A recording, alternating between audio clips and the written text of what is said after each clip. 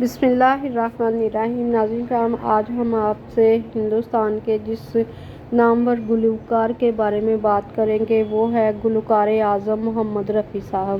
محمد رفیع ہندوستانی فلمی دنیا بالی ووڈ کے مشہور پس پردہ گلوکار اور غزل گائک ہیں۔ ان کی پیدائش 24 دسمبر 1924 میں ہوئی۔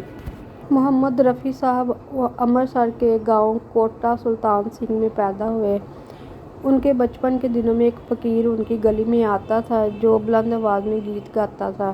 رفیع کو اس کا گنگنانا بہت پسند آیا۔ ان کی موسیقی میں اور گیت گانے میں دلچسپی دیکھتے ہوئے آپ کے بڑے بھائی نے آپ کو استاد وحید خان کی سرپرستی میں موسیقی کی تعلیم دلائی۔ محمد رفیع نے لاہور ریڈیو پر پنجابی نغموں سے اپنے سفر کا آغاز کیا۔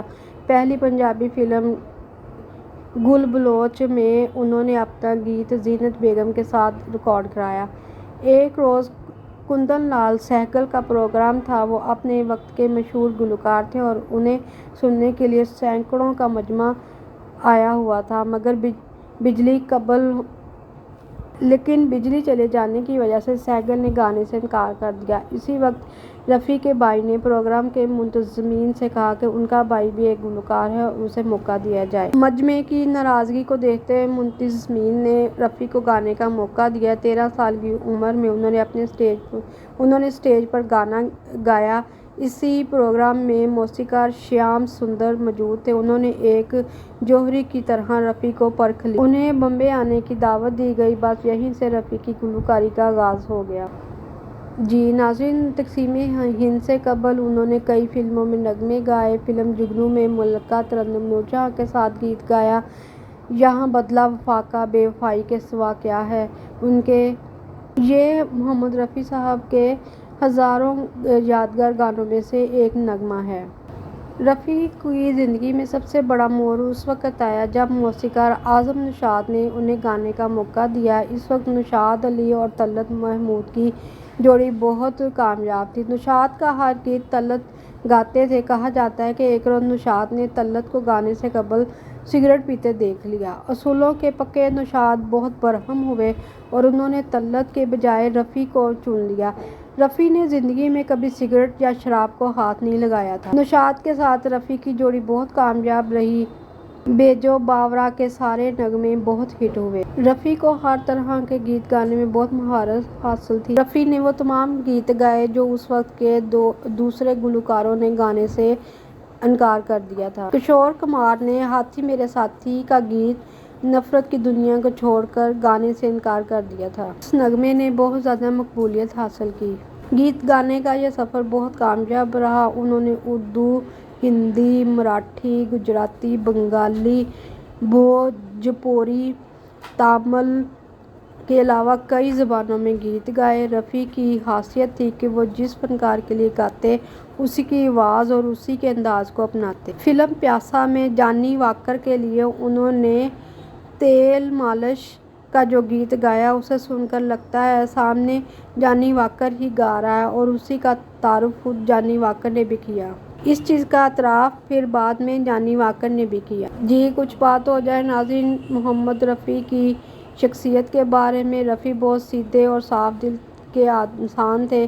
کئی مرتبہ انہوں نے بغیر ایک پیسہ لیے گیت گایا۔ ایک بڑے موسیقار نے رفیع کی موت کے بعد اعتراف کیا کہ ان کے پاس رفیع کو دینے کے لیے ایک پیسہ نہیں تھا۔ گیت جب مکمل ہو گیا تو انہوں نے رفیع صاحب کے ساتھ نظریں نہیں ملائیں اور دنیا کو دکھانے کے لیے ایک خالی لفافہ پکڑا دیا۔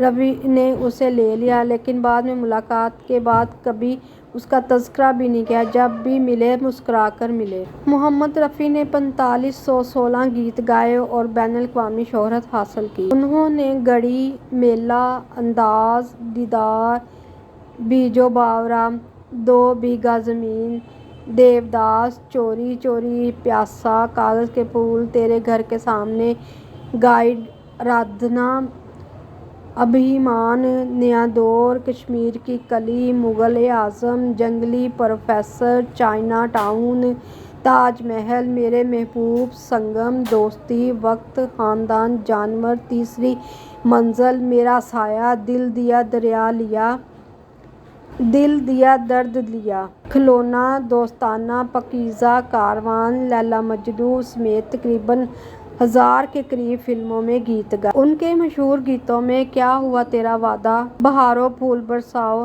لکھے جو خط تجھے، چرا لیا ہے تم نے جو دل کو، تیری پیاری پیاری صورت، مجھے تیری محبت کا سہارا، بڑی دنیا میں آ ہر دل کو سمجھانے، آدمی مسافر ہے میرے دشمن تو میری دوستی کو ترسے، ریم جھم کے گیت ساون گائے، یہ دل تم بن کہیں لگتا نہیں، یہ چاند سا روشن چہرہ، اکیلے اکیلے کہاں جا رہے ہو، ایسا موقع پھر کہاں ملے گا، آنے سے اس کے آئے بہار، خوش رہے تو سدا، بار بار دیکھوں باغوں میں بہار ہے، ہوئے ہم عشق میں برباد میرے دوست، قصہ یہ سلامت رہے دوستانہ وغیرہ شامل ہیں۔